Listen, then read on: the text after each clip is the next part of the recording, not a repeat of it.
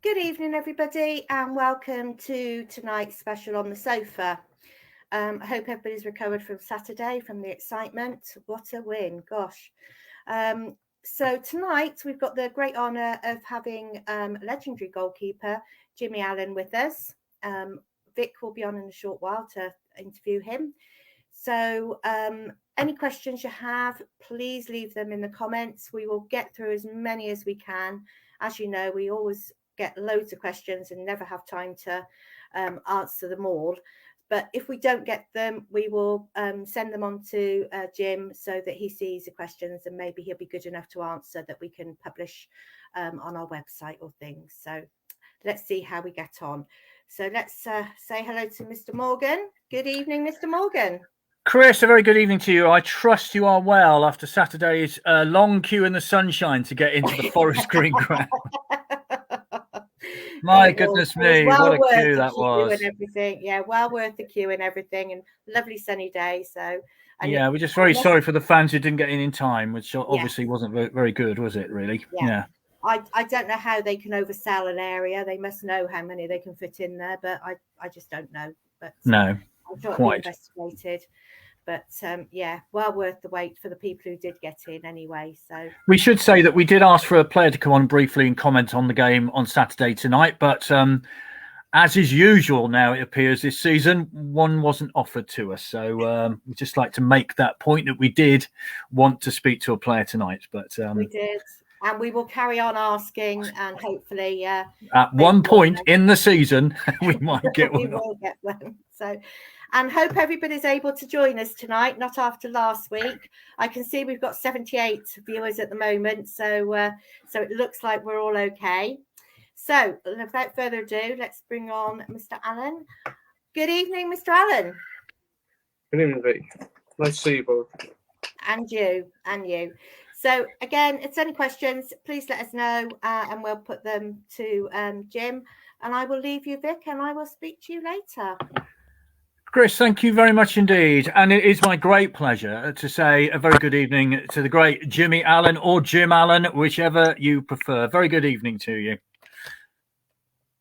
Great to see you. Absolutely. Residing in the great part of Devon, as is the north these days. How is it up in the far north this evening? Beautiful today. It's just absolutely lovely. It's just cooled off a bit now. It's getting dark, but it's been really lovely.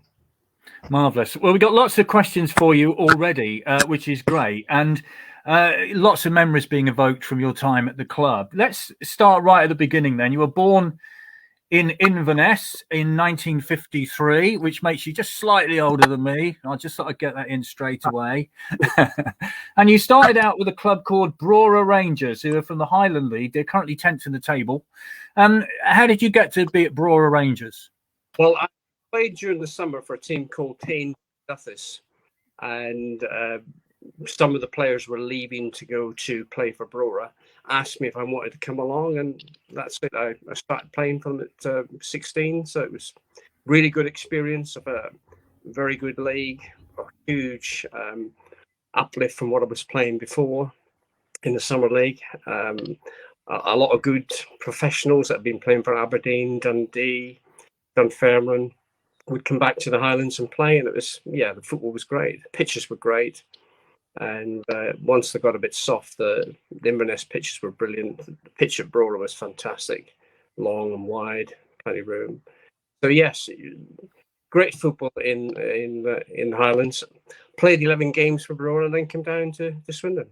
Where would you put the Highland League in terms of the Scottish structure then? Because obviously we hear that Premier League, the Championship, and then the rest of the Scottish League. But where would the Highland League sit?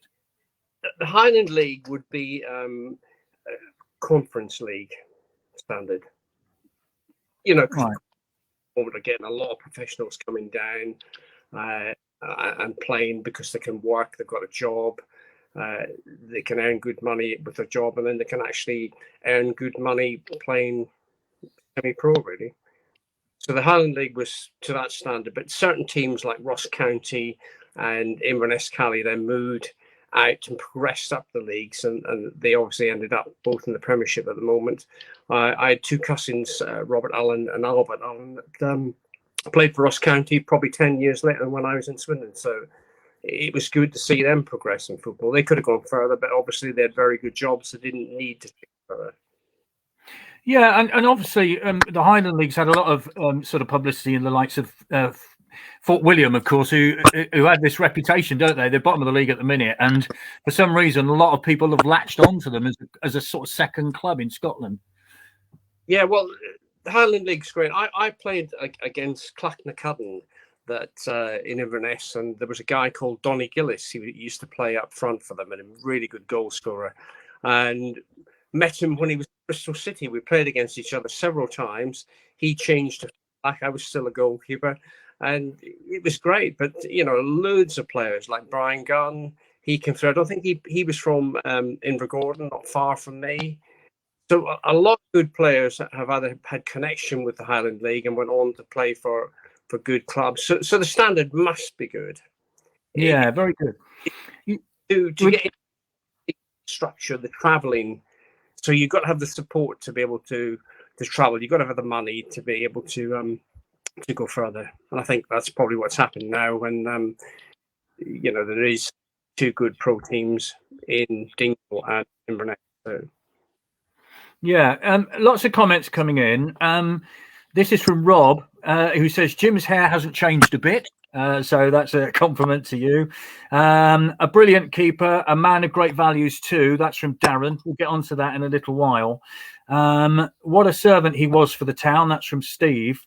And more questions coming in, but I wanted to tell you this one, and this was sent to me from Andy yesterday. And on Twitter, and Andy said, "Wish my dear old mum was alive for this. She absolutely adored Jimmy. Lost count of the number of arguments she had when somebody moaned about him. And the picture of you on the Swindon Town calendar was in their kitchen all the time, and her name was Barbara." So it's things like that make playing for a team like Swindon worthwhile, don't they? Absolutely. My kids get all the benefit. My son's a podiatrist at Weston, and he's the roaming podiatrist that goes around Clevedon, Nailsea, Portishead, and back to Congressbury and Yatton. And he was doing someone's feet one day, and he rang me up. He said, "I'm doing a guy called John Shaw's feet." He said, "He knows you." And I said, "John Shaw was a Bristol City goalkeeper. He's bound to know me." And his first question to him was, "Did he know Jimmy Allan?"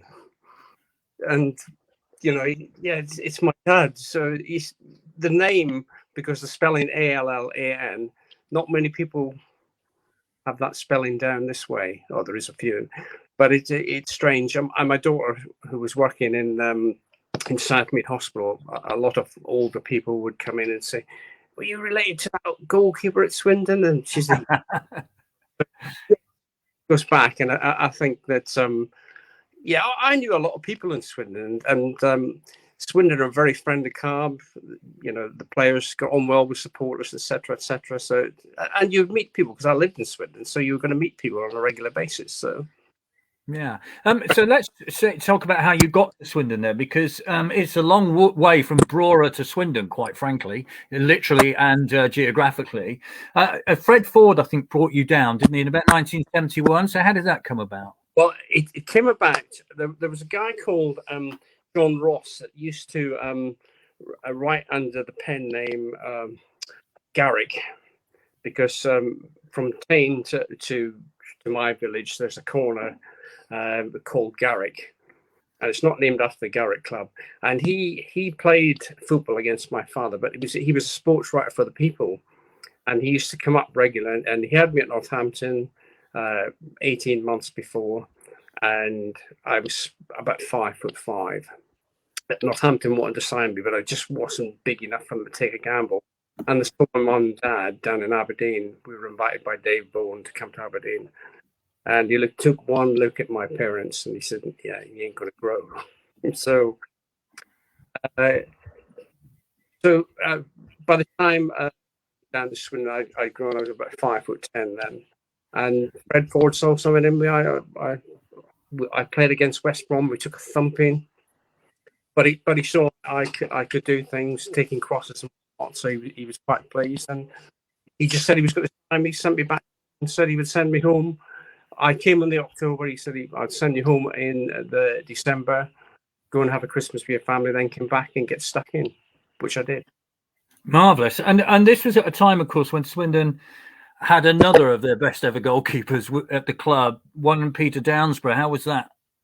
Well, I got on well with Peter because my first year then, when I came back from Christmas, I went on the Anglo-Italian tour with Pete, and it's great to work with Pete. Didn't get long enough with him to learn as much as I would like to have learned from him, because he's a very cool guy, very powerful man, built very, very strong, and just a brilliant goalkeeper. Could read the game, very agile, but massively strong. That's the thing that sticks out in my mind. He's just, yeah. Yeah, I think you would agree that performance at Wembley against Arsenal is one of the great goalkeeping displays, isn't it? And any young keeper wants to watch it, they would learn a lot from that, wouldn't they? It was out of this world, yes. His agility was just second to none. And he did pick a ball out of there with one hand. I saw it the other day and I looked at it. Wow. Not many keepers did. There was just Pat Jennings that would take a ball out of there with one hand. And Peter Downsborough did it, getting 7 bells knocked out of him by Bobby Gould. And I had experience of Bobby Gould getting at people when you're up in there, taking them feet off. When you're up going for a ball and knocking your legs away when you're off the ground, it's very difficult to think, well, will it come again? And this guy kept on and kept on, and Peter Downsborough, the more he did it, the better it was. Yeah, it was extraordinary. And if you've never seen that appearance, you should really have a look at it. Your debut was on the 4th of September in 1971, a 0-0 draw with QPR, and you had 7 appearances in that season. So were you beginning to get your feet in English League football at that point? I was because the first game I saw when I came down, I saw Swindon played Liverpool, and I couldn't believe how good Swindon were. They took a very good Liverpool team to the cleaners, and Joe Butler was playing passes through to Don. He was threading a needle, and Don was so quick, he was just dropping his shoulder. Ron Yates was ending up in the road stand. And to walk around Ray Clemens, I've never seen anyone perform that. And Ray Clemens was brilliant that night, because Pete Noble and Arthur Horsfield were going for balls, and he was actually taking them. Thump if it wasn't for him. But Swindon were brilliant. I thought, what am I doing here? But training gives you up to make you feel good for yourself. You work hard, and with all the training you do, and work with coaches and players, confidence, and you feel, yeah, I can do this. And when I came back from that Christmas period, I was starting to get some games in the reserve team, playing with very good and really enjoying it. And, you know, I must have impressed, because I was taking the Anglo-Italian, which was just out of this world for me to go. Yeah. But amazing. I mean, that's really good. Just to say, we're having a few sound problems with you, Jim. You keep sort of coming and going, so just be aware of that. We'll carry on. But so increasing number of appearances as you went on, but the club was very much in transition at that time, wasn't it? From the great side of 1969 into the 1970s. Yes, it was. It was still a very good team, because obviously playing a young goalkeeper, you got to have very, you know, we had 2 of the greatest fullbacks in the country, John Trollope, Rod Thomas. You still had Frank Burrows and Stan Harland there. The half-back line, amazing. But like everything else, you know, people want a bit of change. People want to move on and do other things, and then people in to try and match that is very difficult. So yes, there's going to be a lot of change. Changing management, of course, because Fred Ford went, Dave Mackay came in, Scottish legend comes in. Didn't quite work out though, did it? Unfortunately, but Dave was good for me. He very loyal to the Scottish people, and if you worked hard for him, and everyone tries to impress with every manager you have. But I think the bit of Scotland sided with, and you know, he played with, I think I had about 12 or 13 games as Dave was there. Not that obviously if Pete took some grease or he pulled a muscle, then you would get you were proving yourself in the reserve team, probably deserved it. So that to me would have been better if Pete Downs would have been, 3 or 4 seasons on, gradually started to up your game rate, because you still would have a brilliant keeper to fall back on and a form to a standard on a regular basis. We have some really bad where he's, not feeling good, confidence low, and so it would be there for a few seasons, especially the season 19 when we're in the second division and we got relegated. It was a really hard year because youngsters, you could be brilliant one minute, the next week you could be awful. So that's where I missed out. Someone like Pete Downs would have been decided. That relegation season, you started off quite well. In fact, if I remember rightly, after about a week of the season, you were top of the league, weren't you? It's a bizarre start. Did really well, and I think from memory, we went up and beat a very good team, Middlesbrough, 2-0 at Middlesbrough, and we were playing some very good stuff, which was really impressive. How it went wrong, I don't know, but it's obviously a tough league, very tough league at the time, and there's a lot of good teams there, and young people can be found, there's no doubt. I'll read you some of these comments. This is from David. Jim was one of my first Swindon heroes. Rod Salmons says hello. Let me have a look. Many of them. From Paul, Jimmy, your accent has been rounded off in Devon.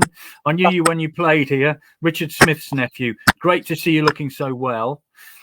This from James. Jimmy stopped outside the farm I lived on in Luckington. He gave me a pair of his gloves. Absolute legend. From Derek Elston, I'm sure you know Derek well. Hi, Jimmy. You're looking good, mate. Will you be in attendance at Home Park tomorrow? Because obviously the town are playing at Plymouth tomorrow night in the EFL Trophy. I don't think you'll be there, will you, or not? I won't be. I've because I've did my pelvis and hip a couple of years back in the hip last. I do a lot of stretching exercises. Well, I go to Pilates, stretch off to make so I can keep working my night for. If I should hopefully.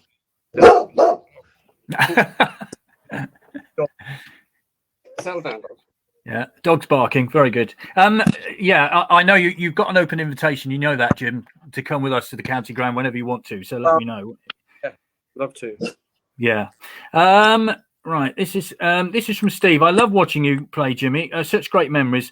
I love the way you played for the club and so consistent. You look well, and it's great to see you. A massive thank you for so many great memories in the 70s and 80s. Let's talk about that season then, when I'm going to ask you a question about Sundays, because you were the first British footballer not to play on a Sunday. And this was under Les Allan, wasn't it? Alan Spratley came in, I think, if I seem to remember. It was against Bolton. My memory might be going a bit fuzzy. But you took a very strong stance. And I think Les Allan said at the time that he understood. But it kind of led to a bit of a tough time for you at the club, didn't it?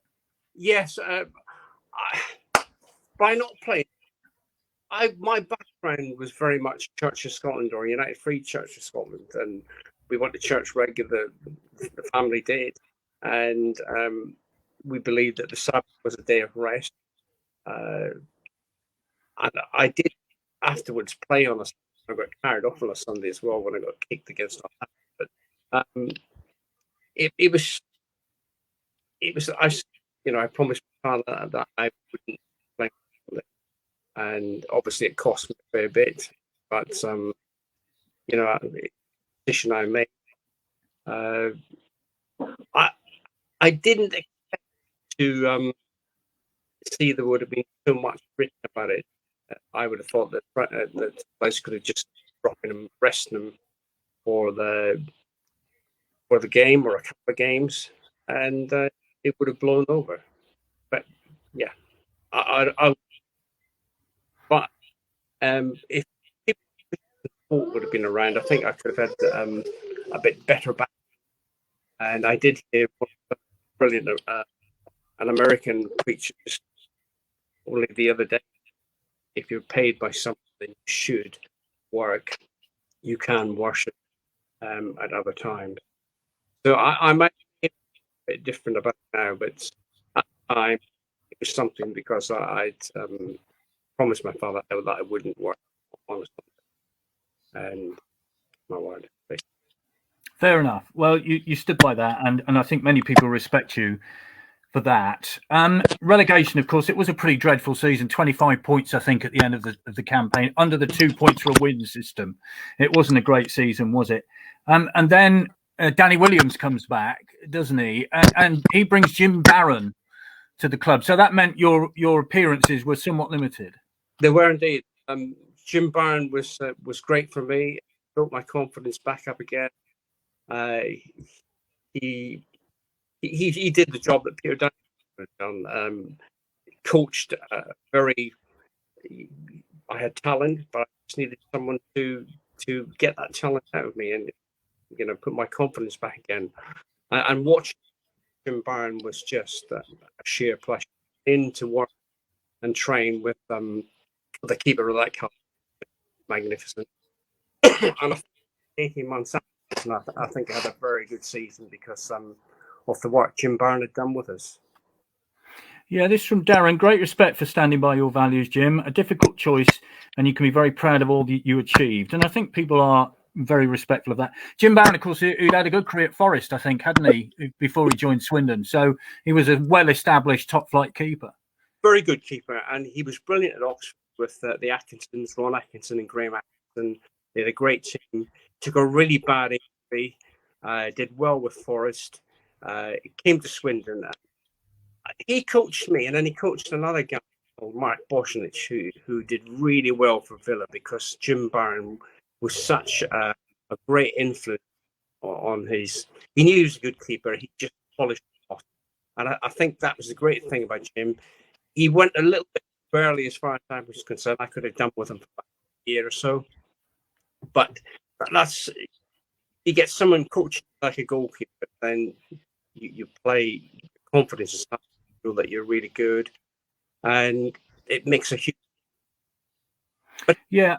That season, that really was the beginning of the transition because there was a team there that was taking shape, which really should have gained promotion, shouldn't it? And got so close to that. I'm going to talk to you about the League Cup semi-final season in a minute when it all unravelled for some reason, which I'll ask you about. But that was a period of a team really coming together, wasn't it? Yeah, personally, for me, I think it was a team. We probably weren't all the best players, but as a team, and I think we went out and felt we could beat anyone, and that's that difference. We fear people then. We knew we were good. We knew we could work hard for each other, and we were strong. We were physical. We could play. Kenny play out them. I used to be. I can play, and Chris Kamara.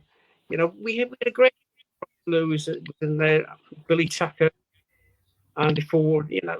We could play from the back, knock it up front to Andy, and then good midfield with Rick and Chris Kamara. The Tottenham game, never telly, so I didn't see anything. And, I saw the time that we played Tottenham because Kenny Spratt. Tottenham, we should have beaten them. I thought, I can't remember that. And I watched it. We should beat Tottenham. We were far the better at White Hart Lane. And just freak Jerry Allan, hadn't been in the game for two. But that night, our socks off. We did really well. And I think obviously brought Ian Miller off when they were having Chris Hughton had to cover to mark him because Miller was so quick, and we were working. I don't know why the life of me why Bob brought Ian off and put Brian Hamilton on. I thought we could defend, but we were. That was our defense. Yeah, Bobby Smith, of course, former Manchester United player came in to manage the side. And, you know, there was that great season where I just remember this game, right? And let me take you back to New Year's Day 1974, okay? I think it was the first New Year's Day that there'd been a bank holiday and that football was played on. Oh. You're playing Preston North End at home. Yeah. 2-1 up, a minute to go.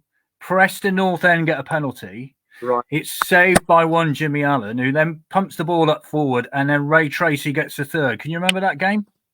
I can remember the game because I saved the penalty, and Frank burst to me, slow down, and I kicked the ball, and I think I hit Joe Butler, and Joe Butler passed it through, and we scored. And he turned around and he said, "Don't listen to me." Okay. I'm still about it now, actually. But yes, fantastic game. Yeah. It was amazing. Yeah, it was incredible because that was a time when you really needed points, wasn't it? And that was a wonderful win. Yeah, great win. Yeah. Yeah. Right. So let's talk about that memorable season then. Missed out on promotion in 76, 77. Best appearances so far, 52 in total. And then comes 1979, 1980. Now, if you were around at the time, this is one of the best seasons for a Swindon Town fan ever. Get to the League Cup semi-final. You play Wolves over 2 legs, cruelly denied in the second leg at Molineux. You play Tottenham in the FA Cup, get narrowly beaten in that. And then it all fell apart after that magical week, if you remember, when you drew at Arsenal on the Tuesday, beat Bury 8-0 on the Saturday, and then won the replay 4-3 against Arsenal. What better week could you possibly have as a Swindon Town footballer? You couldn't. But that's just what I'm saying to you, that we were feeling that good. We thought we were invincible at the time. Everyone was at the top of the game, and everything was going right. So we felt very confident. After we beat Bury, came off, John Forrester, he said to me, "Be honest, was that fault for?" I said, "You couldn't have stopped any, John." I said, "It could have been 15 if it weren't for it." I said, "There's no way you could blame." And he said, I don't know what happened. It's all of a blur. And we were that good. And we went to the post house at the post house before we played Arsenal at the replay. And we walked back to the ground, and everyone was so buoyant. I thought, we're going to have a great night. And we did, because you could feel it. Everyone felt that way. And people weren't quiet. They were really, we were talking to each other. We were so confident. Bob Smith didn't have to say anything because he knew the game. Wilf Tranter was a great second for him. He was going back, talking to players, but we had it in our mind. We were going to win this game. Well, I always felt when I was walking away from the Bury game, leaving the town end, I just imagined you all going into the dressing rooms afterwards, wanting to play Arsenal straight away. Just thinking, right, get them out there now. We want to play them straight away. Was that the mood in the camp? Well, we were looking forward to the game. I don't think I'd want to play it straight away. Because I remember it was quite a cold day, but just maybe a little bit. But yeah, we knew we did well. We knew it was a great game. We knew Bury were a very tough team, and to have beaten them 8, quite incredible. And hence why John Forrest was, felt like he was punch drunk. But thing was that, yeah, we are looking forward to that game, and we knew that we knew that Arsenal would have looked at it. Gosh, I hope their goals will dry up. No, we were up. Well, I can say that the more good games that we felt that that we could play, and we were wanting to show people that we play.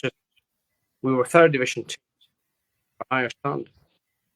The 8-0 win over Bury, Richard says, included a wonderful goal from Cammy, he says, if he remembers correctly. What about that replay? Because it was a bonkers game, 2-0 up pretty quickly. And then Liam Brady decided to play, and he had a magic left foot, didn't he? I mean, he was a fantastic footballer, and he decided to really become an influence on that game. They got back right into it because they conceded own goals, which was bizarre in itself. But it was one of the greatest games you'll ever see at the county ground, wasn't it? Well, the atmosphere was amazing. Come half time, I was hoarse because the crowd, people, we couldn't hear each other on the pitch, and I was going for balls that probably maybe our communication was just, when you don't play, the noise that the crowd were making, you then got to try and beat that so people could hear what you're doing, were you coming for a cross, or do you want that ball? And I've had a sponge out there just to try and ease off my throat. It did improve, and again, just we knew we weren't going to give it up, and try and prove that. Although they did come back, great between Kenny and myself, and got a header, and then he had a great foot he scored. I don't know who got the next one. It probably was Rakes, I think. But yeah, we were up for the team talk. Remember now, we've always said, don't give this away. You're better than they, fitter than they, and we did it. Yeah, incredible. From Paul, that 4-3 Arsenal game is probably my favourite match ever. I nearly jumped out of the Trivenham Road stand. It was sensational. I remember when Swindon went 2 up, a steward grabbed hold of the ball. It was a corner to Swindon, and he literally kissed the ball. It was that great. And the atmosphere was magnificent. So, you get that out of the way, and you're into the League Cup semi-final against Wolves. You've got Tottenham in the FA Cup. Pete says 2 attendances of 26,000 at the county ground in 79-80 against Spurs and Wolves, something most current Swindon Town fans can't imagine. I mean, people were hanging off the floodlight pylons and things, weren't they? It's incredible. Yeah. So Wolves. Yeah, my own memories of Molineux are very bitter. I'm still not over it now, to be honest. How are the players? I felt we had a great first half, and the second, I think in the first half, actually, Paul Bradshaw nearly put his boot. He ripped Alan Mays' mouth, and he should have been sent off. Yeah. That was very, very dangerous play. The injury, it was a penalty, but it was worse than that. So I feel that if Paul Bradshaw had gone off, we could have won that game quite. Yeah, well, this is from Craig. What's Jimmy's recollection of the manner of the defeat against Wolves away when Alan Mays was clattered? As a keeper, you must have perspective on what happened. I always likened it to, if you remember, Schumacher's challenge on Battiston in the World Cup. It was similar to that, wasn't it? But he made contact with his head, so this is even worse. His boot, so clear sending off, and that's the biggest shame of the League Cup, and maybe that knocked us a little bit after that. We did had a good first half. The second half didn't quite go so well, and they edged it. But I think they can feel very fortunate that they must have breathed a big sigh of relief. What happened after that then? Because the season did really fall apart, didn't it? And from a team that looked as though it was going to walk the league, quite frankly, it just disappeared and came to a bit of a sad end, really. Yes, that probably knocked the stuff in us, which I feel it probably has done. But then other teams were coming and playing us and feeling these have had a great. Let's hit them. And I fought a few times. I don't think it was till we beat Rotherham 6-3 at the county ground against 5. We had a ball where we couldn't do anything. Yeah. Could you feel that? Could you feel it all falling to pieces? Well, I certainly felt. I think we all felt that something had gone amiss. If fatigue had got to us, or other teams were up in the game to play it, we'd done so well, and they were just bringing us down a peg. And I think that's probably the feeling is that other teams were rigged. We had such a great. Yeah, it's a fantastic time. And I just remember well, there are two highlights. League Cup. I mean, the team went on to get to the League Cup semi-final, of course, again under Steve McMahon. But to got to the semi-final as a third division team after 1969, just basically 10 years later. What an extraordinary achievement!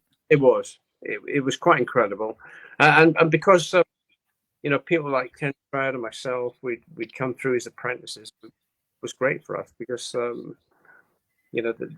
the youth team were producing players that could go on to play in the first team. So, and because we were local based as well, we were getting all the energy from fans, and people were every time we passed on all this. Let's hope this goes well. And thinking of that, just such a great time. This from Richard. I bunked off school early to get up to Molineux and was absolutely gutted at the result. So unfair, and like Vic, I've never forgotten. It still hurts now. Whenever Wolves are mentioned, it still hurts. It hurts, and I think they were so relieved, and we didn't appreciate Cameron Hughes coming in. Sorry, lads. We were a bit gutted. We didn't need him coming in at the time, but there you go.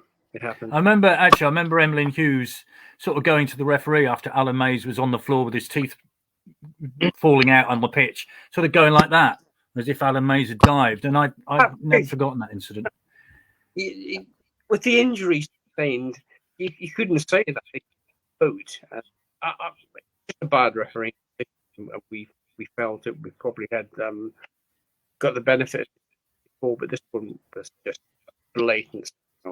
As well as what do you think would have happened had you gone? I mean, oh gosh, it's an impossible question, but had you gone through, what do you think might have happened for that season? It probably would have kept our momentum. I think maybe if we'd won the Tottenham game, I think we would have won the Wolves game. That's probably where we were playing at best. That was the best game from recollection I think I'd ever been involved in. After seeing, I couldn't believe we played, and that we were, playing against a very good team and making them look ordinary. That was. Yeah, when you think of that Tottenham team, the two future Swindon managers in that team, of course, are Ardiles and Hoddle, Ricky Villa, people like that. Incredible football team, wasn't it? I can remember coming off and Ozzy Ardiles was saying, how can these be playing third division? He was playing the third division, a team of our caliber playing week in, week out in the third. He just couldn't grasp it. He shouldn't be playing in the third division. They're good players. And we were. And maybe we believed it. And rightly so. Yeah, fantastic times. This from Colin. What are your memories of the games against Gillingham in 1979 and the fracas in the tunnel that led to the rivalry today? Now, this is a bizarre rivalry, isn't it? Swindon against Gillingham. Can you remember how it all literally kicked off? I can remember the fracas, but I don't know who started it. Or I knew there was cups, but I didn't know if it was Will Trafford involved. But I've just heard there was fracas in it. I didn't know what started it or who finished it or how it went on. But I think we used to get great play Gillingham. We used to get 21,000 coming for these. And I had a good relationship with Ron Hilliard because I was getting gloves from Reusch in Germany. And Ron Hilliard used to get me some. Can you get me some? So I put in touch with him. And he mentioned that when we used to play, and Jimmy Allan and Ron Hilliard got a great connection. The source gloves from the same German manufacturer. But I think both were getting close to a promotion play, and I think they were very, very tough games. Because I think there was another sending off at the county ground, wasn't there? That, later on in the season, if memory serves, it was all very odd. I think we either beaten 2-1 or 3-2. It was very close. and there was a lot of strong tackles, a very physical game. I mean, football was physical then. You could challenge people, you get a fair knock. So if you went for a ball, you make sure you're going to get it, and guard everyone was going to get you as well. It was different time compared to these days. When a tackle from the side, from the back seems a bit dangerous. It was par for the course then, and the strongest came out. Basically. But there were a lot of players wouldn't have stayed on, would they? These days, they'd be off immediately, wouldn't they? Incredible. Just a different game. This is from South Coast Red on Twitter. When I started supporting the town, he was a legendary player. Nearest I ever get to seeing him was going to his testimonial, which we'll talk about a little later. This is from Hot Fat D on Twitter as well. Great memories of Jimmy when I was a kid. Great goalkeeper. He came to my school to do a talk on Christianity.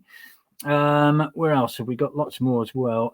James Spencer says Jimmy was a class act. Looking forward to this one especially.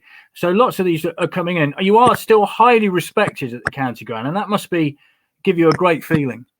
I love coming up to the county ground, and it's just my memory. But when I see people like 38 years ago, and you see people now, and they see me, we have changed, and it takes a little. I remember most people. There's very few I would forget. Yeah. Especially youngsters, when they change, they change a fair bit. But if you know in adulthood, they don't tend to.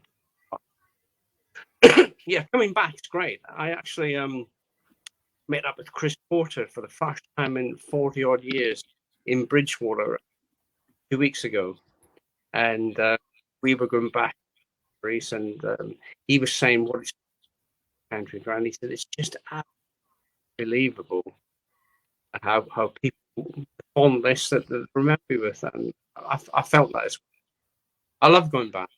Really nice, and that people remember. I think that's the greatest thing. Well, they certainly do. This is from Swindon Sparkle on Twitter, one of my earliest footballing heroes. Lots more from Tony. Someone who stuck by his beliefs will always have a soft spot for Jimmy Allan. So these are the sorts of comments that are coming in. I've got this is from Glenn. My first ever Swindon game was the Jimmy Allan testimonial versus Chelsea. All these have come into my Twitter feed this today because they knew you were coming on. And I've got another one from Paul Wiltshire, and this is a rather odd one, so bear with me. I'll just I'll get to it, and here we go.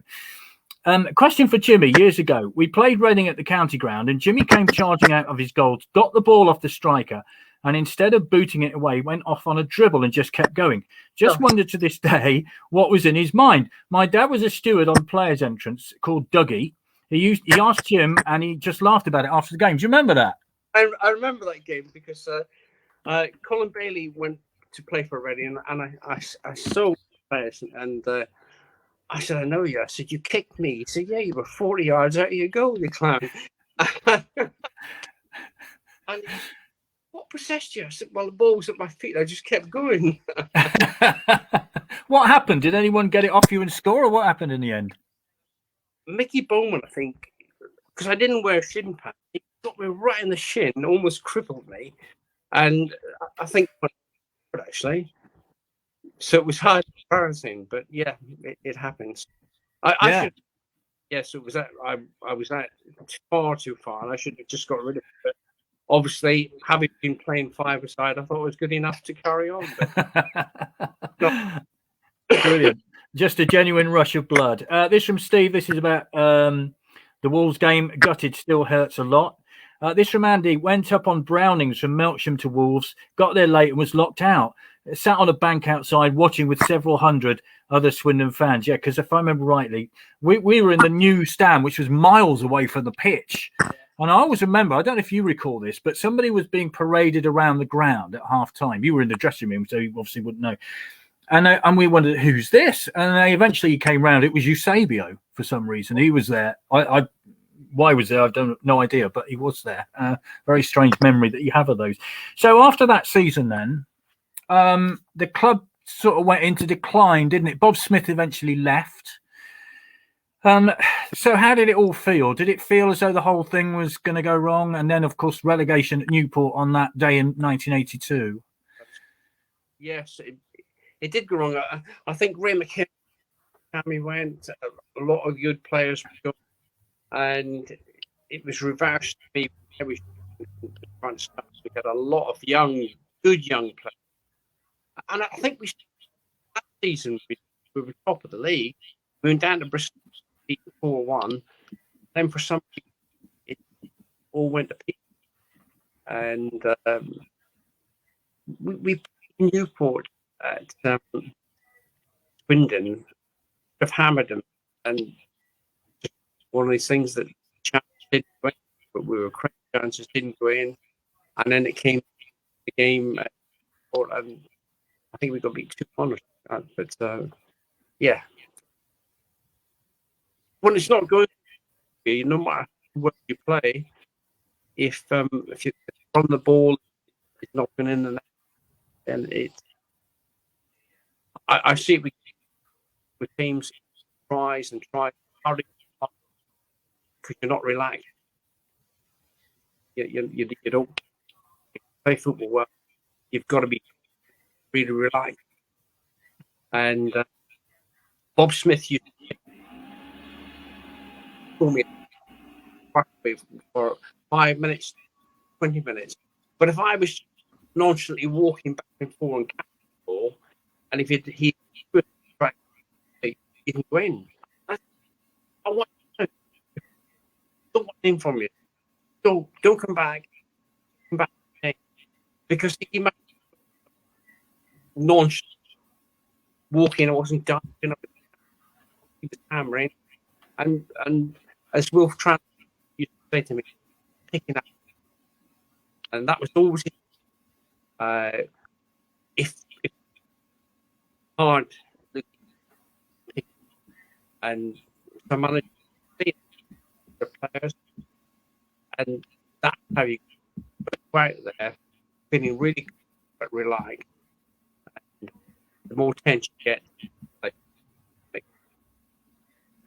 Yeah, this is from Paul. I was stood behind the goal at Boreham Wood in the FA Cup. Jimmy caught one in the top right-hand corner. No gloves, hands like shovel.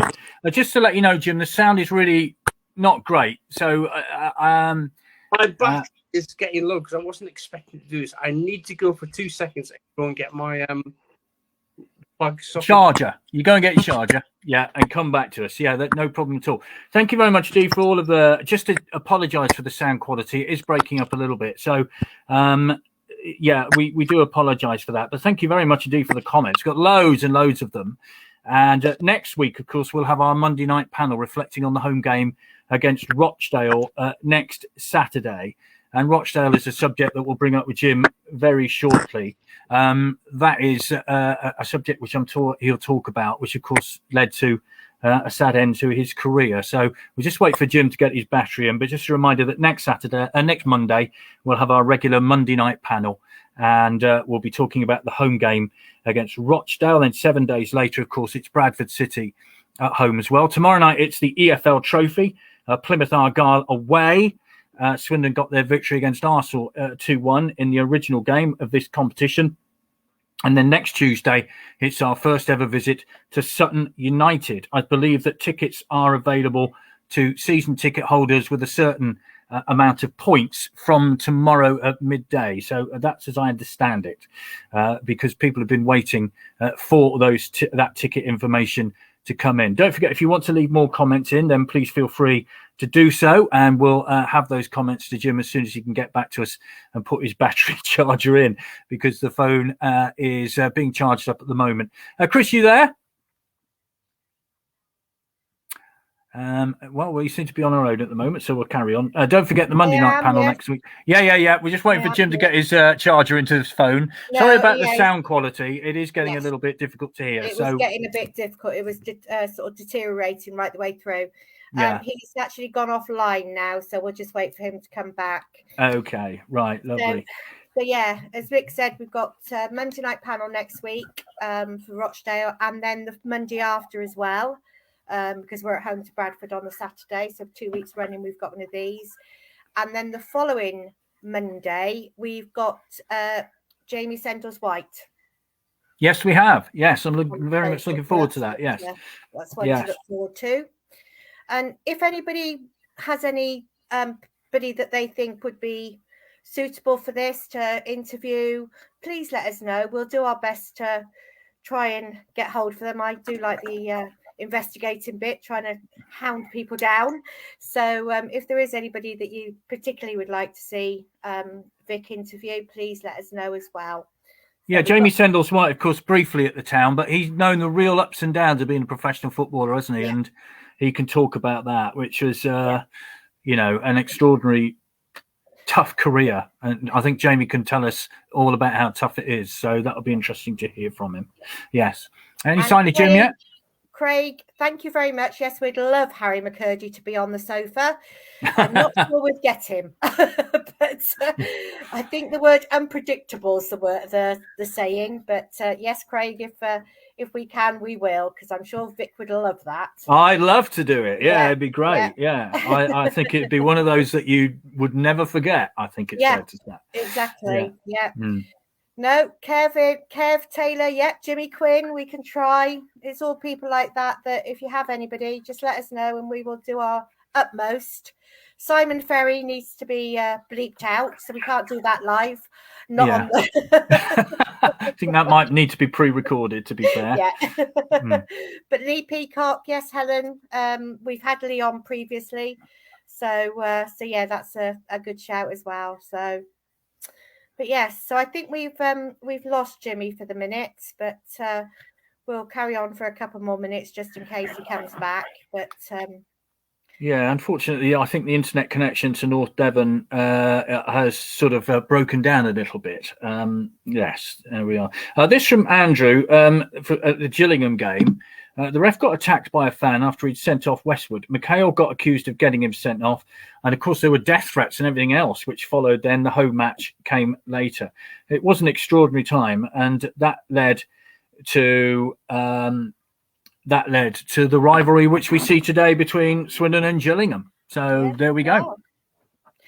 Yeah, and history. But I expect if you ask any of the young fans these days who think it's a real sort of rivalry, they wouldn't be able to tell you why.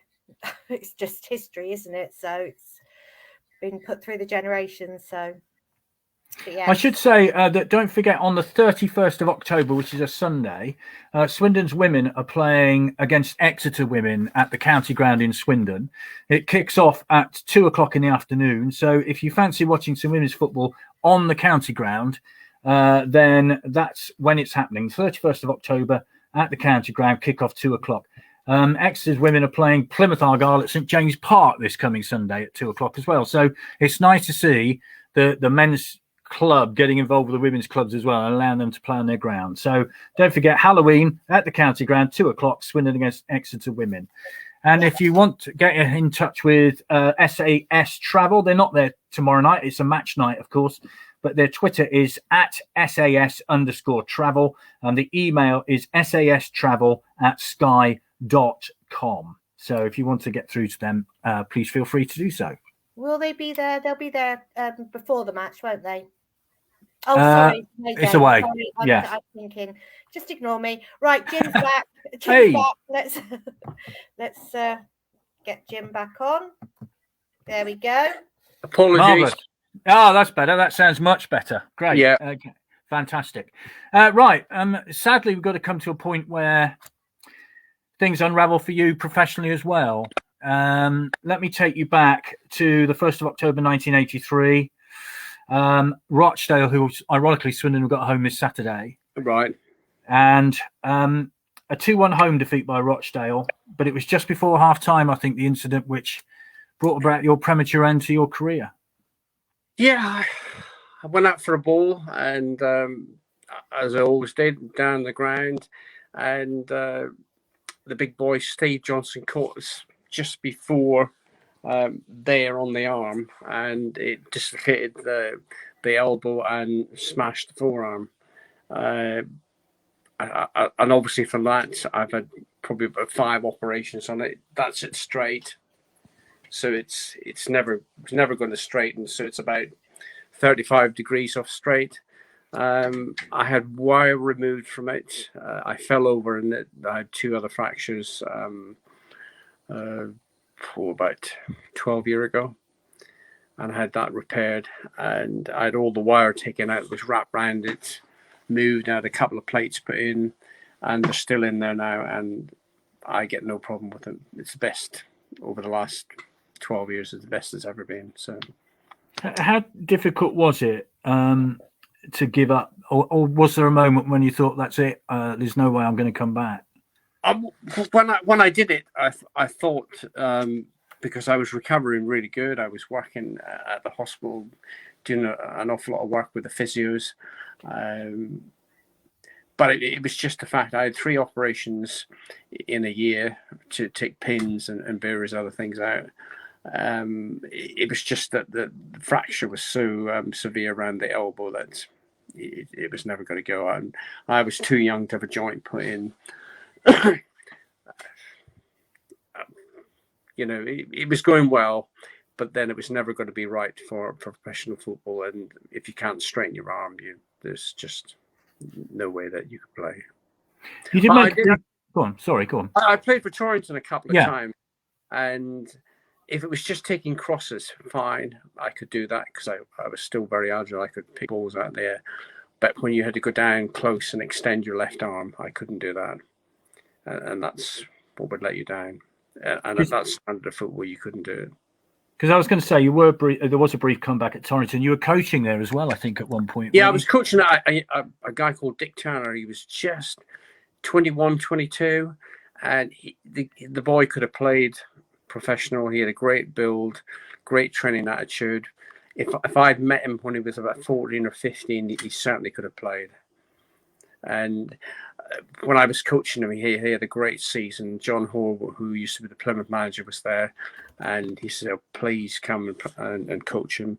And the boy was playing out of his skin. But it's like everything. He had a good job. He was a farm contractor, he was making plenty of money, and he couldn't risk going and not quite making it with a team. And as I say, he was 21, 22, just that little bit, probably set in his ways. You just couldn't see there was a way for him to go and play for pro football. Craig reminds me, in the programme notes for the home game after the injury, I remember a message from Jimmy being passed on, thanking supporters for their flowers and best wishes to him. What was the response from the club, players and supporters at the time, and how much did his faith help him to come to terms with the injury? Because it's a tough gig, isn't it? You've wanted to do this the whole of your life. It is your life, and then it comes to an end. It was really tough, and if I hadn't got a faith, I think I could have gone under. But I had a faith, and we knew that things would change. It was really hard. I've got to say, it wasn't easy. Very, very difficult.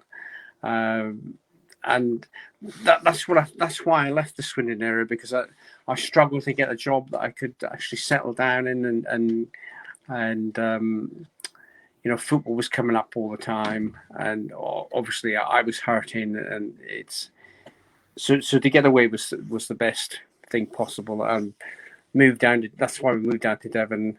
I've been in the same job now for the last 30 years, so it was a good move. But it's the hardest part of leaving at my age was the fact that I was unskilled. I'd played football from 16. Before that, I was an apprentice joiner. I didn't keep that on. If I'd still been fit and could play elsewhere, I would have bought another house, etc., and probably done it up and probably kept doing that. But with the injury, I wasn't physically strong enough. I had one great arm. The other arm was buckled, and it took me a long time to get strength back in it. So the fact that you're unskilled, so your job opportunities are very difficult to come by, and that was the hardest part. But having moved down here, the fresh start did me well, and we had to get on and do things. Whereas at Swindon, you could rely too much on what you wear, so moving did me good. Although I didn't want to do it, it was a good move. Well, it's a lovely part of the country to live in, as I well know. In terms of, you had a testimonial against Chelsea, of course, didn't you? And I remember it well. They had some great players at that time, David Speedy, people like that. It was a good night for you. They had a great team, and we wanted just to get people through the door, so we weren't overcharged. I think we were very generous on prices. And because I'd finished for 2 years, I thought, well, no one's going to want to know. But we had a great crowd, so it made it for me like that. I wasn't forgotten. It was nice, and the fact that Lou's team won the championship that year actually helped as well. And Lou Macari organised the game with John Hollands as well. So it was his connection that actually got Chelsea down. Chelsea came down for nothing. All I had to do was feed and give them food and drink after the game. And that's the nicest thing, that clubs do help their own when they're in trouble, really. Just a couple more. Yeah, it was a great night. I remember it very well indeed. This from Phil. Was the save from George Best at Fulham one of your best ever? No, I think probably one of my best saves was against. We were at Bury, and the ball came across, and Steve Johnson, the guy that broke my arm, got. Well, he had it. I was going the other way, and he got it, and I think I flicked it on the top corner. I think because I had to move direction and change feet and go for it. I think probably the save at Bury was the best. I remember their manager coming off saying, "Wow, son, you did well there. That was quite incredible." I thought it was a goal. So, yeah. Well, we haven't mentioned the Fulham game, for goodness' sake, which is again one of the greatest nights at the county ground ever. I mean, there was Best, there was Marsh, there was Moore, Mullery, you name it. That team had them all, didn't they? It was incredible. It had them all. They were a great, fantastic team. But if we were concerned about names, we wouldn't have gone out. But it's like everything else that we weren't expected to win. We did, and at the end of the day, there was only George Best that put himself about that night. And as good as he was willing to work hard. Whereas the others didn't seem to want to know. Once we went 1 or 2 up, they give up. But George Best kept going. Yeah, he did. He was fantastic. I remember thinking, wow, George Best is he hit the crossbar from about 40 yards. Yeah, you couldn't tell when George was going to hit it. And I can remember when I had a second time I went down to Northampton. Northampton played United in the cup, and George scored 6 that day, and we played Liverpool in the League Cup. We got beat 5-0, and we're in the bar afterwards. And Phil O'Neill said, "Do you remember me?" I said, "Of course I remember you." He said, "There was me, you, and John Gregory, and we were in there cleaning the dressing rooms after Bestie had scored 6." I said, "Yeah, of course." He said, "That's 3 of us from that team that actually made it," which was quite incredible. But the other incredible thing, we played Northampton when Paddy Crerand was manager of Northampton, and I came out behind Paul Ryder, and he looked at me. He said, "Were you the little boy in the dressing room when George scored 6?" I said, "Yeah." He said, "You've grown a bit." And we beat them like 1-0. But to think that someone of that caliber, Paddy Crerand, would remember me is quite incredible. Amazing. I mean, it was, but I mean, Best on today's pitches would have been untouchable, wouldn't he? He would have been incredible. He was just a magnificent player, wasn't he? Absolutely magnificent. Pete says over 4,000 at his testimonial, on a par with the league attendances at the time, certainly. Yeah. Great. Yeah. From David, "You'll never be forgotten, Jim," and from Kevin, "Never forgotten." I hope from tonight you've got an idea of the affection that you're held in with Swindon fans. Yeah. Just briefly before we finish, you are raising money for your village, aren't you? What's that about? Well, Linetree have got a football team for the first time in probably about 55 years. And the guy behind it has been a guy called David Hill. He played in the original Linetree team in the early 40s after the war. and he's kept going. We've got a fantastic village hall. We've now got dressing rooms for both teams, obviously, and for refs, with fantastic facilities, showers and baths and whatnot. It's luxurious, far better than the Shrubham Road ground used to be with the facilities. And the pitch is brand new. The team are playing quite well. We've got 20 registered players. Langtree is not a football area, and so it's a miracle that that we have a team. Greg Mitchell has done absolutely incredible. So we've got the committee together, and we're having an auction on the 10th of December. I've been guaranteed a Plymouth shirt, and I'm going down this Friday down there. Hopefully, I'm trying to get some stuff from Exeter, and hopefully I should know at some stage. But I did write to some of the bigger clubs, but unfortunately, it's only charities that donate to now, because there's so many charities with this COVID thing that have fallen behind on donations. And when you're trying to feed people, a shirt for Langtree Lions is not an essential thing. Yeah, and I totally understand that. So I haven't approached other clubs for that reason, because there is, better things than Langtree Lions to support. But if I can get stuff from the Devon teams, that'd be really great. Well, I know we're hoping to get you a signed Aussie Ardiles poster as well for you, and brilliant. Yeah. There are the Supporters Club and the Trust have also had requests for you, so hopefully we can get something for you for that. This is from Rob. Great evening, thanks Jimmy and all. From Steve, great memories, Jimmy. From Rob, legend. From Kevin, brilliant interview. Thanks to Jimmy coming on. You see, the thing is, I know you're a very modest chap, and I know you are, and you will have thought, well, nobody will know who I am, but my goodness me, they certainly do. Well, I'm astounded, really. It's nice, really nice. Well, Jim, thank you very much indeed, and I hope I can get that game, take you to that game at the county ground very soon. And I know, just a final word, how are you? Because you did have a very tough time of it, didn't you? I've had a bad fall. I'm recovering really well, and I'm, after the damage has been done, I'm very fortunate to be alive, actually.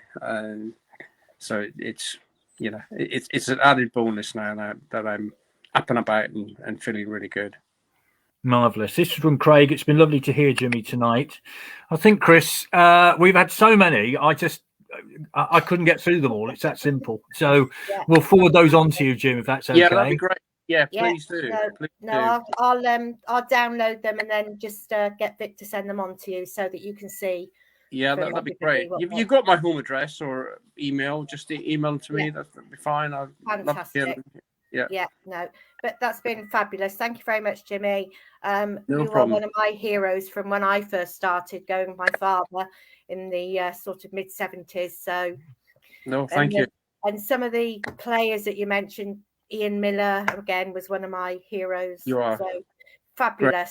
Great. Yeah. Absolutely fabulous. So, thank you very, very much. No, thank you. Thank you for asking me. And I will take you up on that, Dick. I really want to come up at some stage. So just let me know, and the list's yours. It's as simple as that, really. Yeah. Fabulous. Thank you very much. Thank you as always, Dick. Yeah. Thanks. Thank you. So thank you everybody for watching. Thank you for all the questions. As I said before, and we've just said, I will get them on to Jimmy so that he can see the comments that everybody's made. Just a reminder, we're back next Monday. So that's following the Rochdale game with the panel. But until then, have a good week. Hoping 3 Points Saturday, and we'll see you all next Monday. Bye-bye. Bye-bye. Bye. Bye.